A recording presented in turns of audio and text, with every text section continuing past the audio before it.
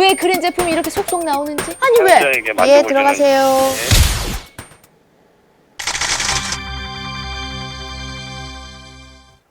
안녕하십니까. 8월 둘째 주 다나와 알짜 뉴스입니다.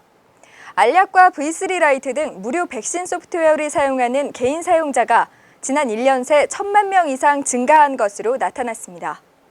2007년 무료 백신이 등장하고 지난해 무료 백신들의 본격적인 경쟁이 시작됐는데요.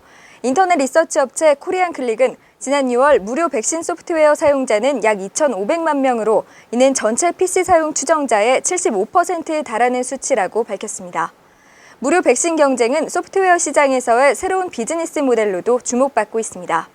과거 백신 사용자에게 직접 사용료를 받던 것에서 벗어나 사용자에겐 백신을 공짜로 제공하면서 대신 제휴 기업으로부터 이용료를 받는 방식으로 변화하고 있는 것입니다. 현재 무료 서비스를 하고 있는 백신은 이스트소프트의 알약과 안철수 연구소의 V3 라이트, NHN의 PC그린 등입니다. 이들의 사용자 증가 추세에 힘입어 각 보안업체들이 올 하반기부터 무료 백신 시장 진출 계획을 속속 밝히고 있어 하반기엔 본격적인 경쟁 체제가 마련될 전망입니다. 마이크로소프트의 인터넷 익스플로러의 점유율이 눈에 띄게 높은 우리나라에도 보다 다양한 웹브라우저를 쓰자는 움직임이 일고 있습니다.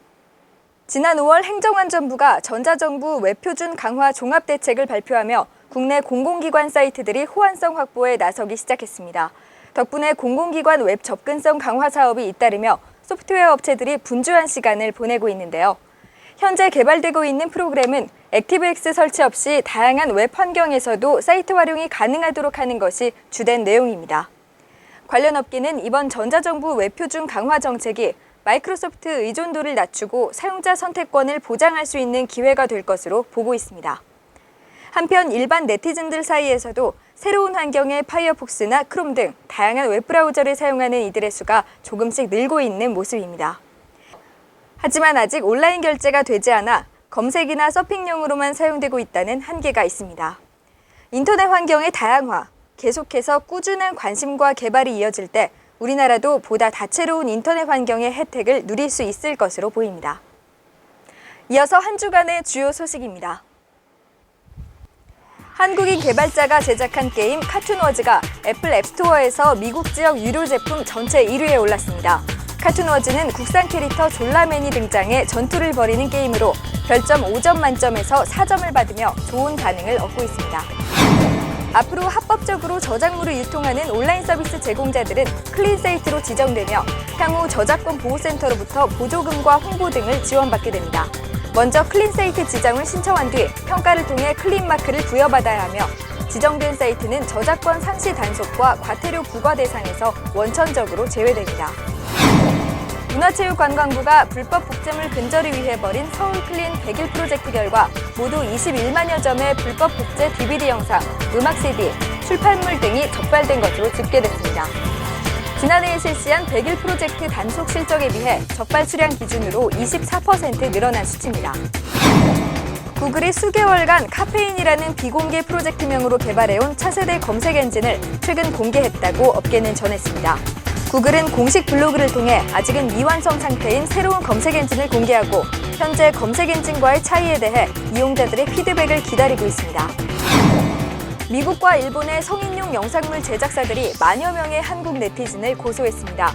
이들은 다운로드 사이트에 자사의 영상물을 올려 회원들이 내려받게 하고 돈을 받은 이른바 헤비 업로더들에 대해 저작권 위반 혐의로 고소한 것으로 나타났습니다. 오는 10월 윈도우 7의 출시와 함께 DDR3 D램 수요가 높아질 것으로 보이는 가운데 외산 업체에 비해 생산성 면에서 앞서가고 있는 국내 반도체 업계의 수혜도 커질 것으로 예상됩니다. 윈도우 7은 쿼드코어 이상을 지원하며 보다 빠른 DDR3 D램의 채용이 늘어나게 됩니다. 애플의 아이폰을 국내에서 사용할 수 있게 되었다는 보도가 얼마 지나지 않아 다시 정정되는 해프닝이 있었습니다.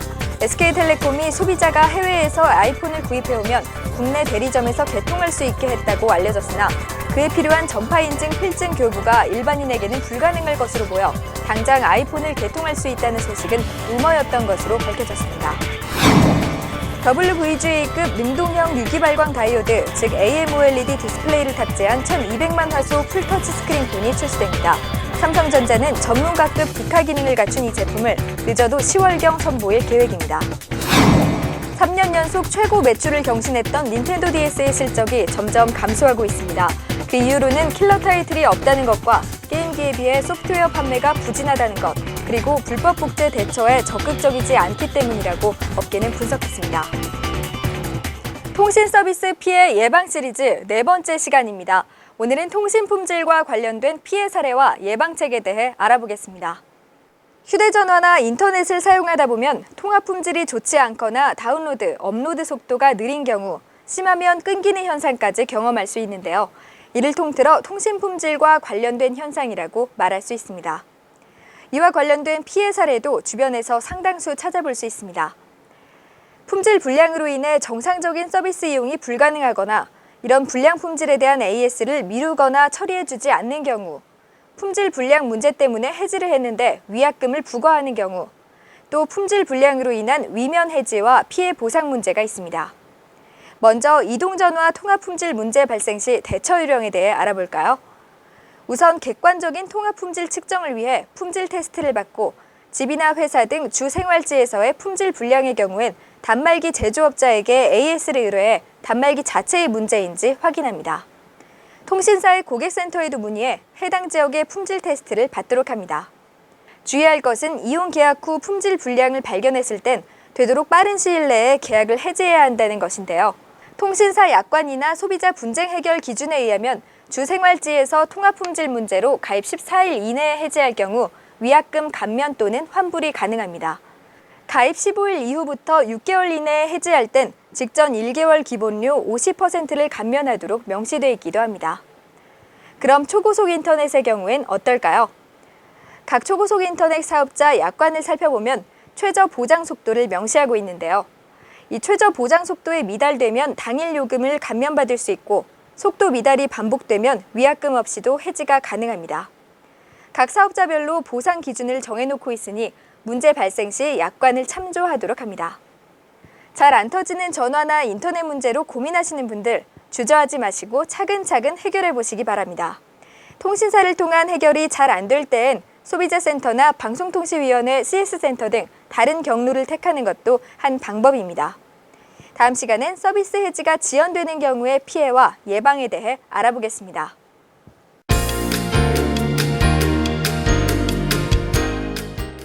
삼성전자는 스마트폰 옴니아의 후속 제품 옴니아2를 출시합니다. 옴니아2는 800에 400 해상도를 지원하는 3.7인치 AMOLED 디스플레이를 tab재하고 3D UI인 터치위즈 2.0을 적용했습니다. PC 버전 바이오하자드 5의 국내 출시일이 오는 9월 15일로 결정됐습니다. PS3나 엑스박스 360 버전과 비교해 고해상도 및 다수의 그래픽 옵션 조절 기능을 제공하는 것이 특징입니다. 네즈미디어는 미디어 전용 키보드 컬키를 선보입니다.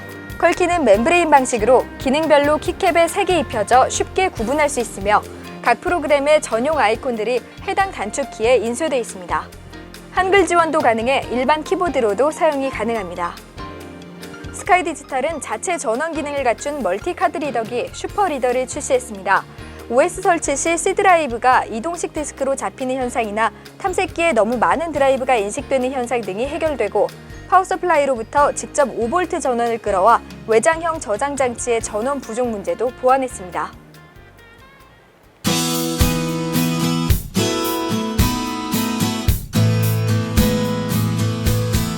7월 한 달 여러분의 선택을 가장 많이 받은 검색어에는 어떤 것들이 있을까요? 더운 여름에도 불구하고 이번 달 역시 자전거 열풍이 이어졌습니다. 자전거가 10위에 올랐고 여름철 사무실 에어컨으론 부족한 직장인들 선풍기를 많이 찾아나 봅니다. USB 선풍기가 9위를 차지했습니다. 휴가철을 맞아 내비게이션이 7위에, 노트북과 은근한 기싸움을 하고 있는 넷북이 6위에 올랐습니다. 1위는 저가형 제품들이 속속 출시되고 있는 PMP가 차지했습니다. 다음은 급상승 검색어입니다. 블로그와 UCC에 관심을 갖는 네티즌들이 늘어나면서 작티가 9위에, 휴가철의 영향으로 방수 카메라와 아쿠아 슈즈, 텐트가 각각 7위와 6위, 3위로 많은 검색률을 기록했습니다.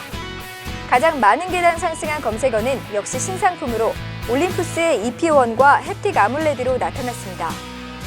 급하락 검색어로는 품귀 현상으로 논란을 빚었던 HD4770이 9위에, 새로운 라인업 모델의 출시 루머가 나돌던 50D가 5위에 올랐습니다. 가장 많은 계단 하락한 검색어 1위는 슬림 햅틱이 차지했습니다.